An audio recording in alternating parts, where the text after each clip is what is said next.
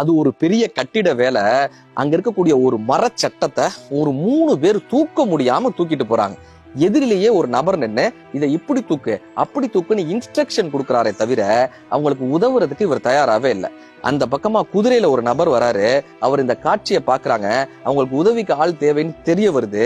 இவர் உடனே குதிரையில இருந்து இறங்கி வேகமா போய் அவங்களுக்கு ஒரு தோல் கொடுக்குறாரு. அந்த மரச்சட்டத்தை இறக்கி வச்சிடறாங்க. இப்ப இவர் இந்த சூப்பர்வைசரை பார்த்து கேட்கிறாரு, நீங்க இந்த முதலையே இந்த உதவியை செஞ்சிருந்தா அவங்க அப்பதே எடுத்து வச்சிருப்பாங்களான்னு. இவர் சொல்றாரு, நான் சூப்பர்வைசர், நான் மேலதிகாரி, நான் போய் எப்படி அதை தூக்க முடியும்?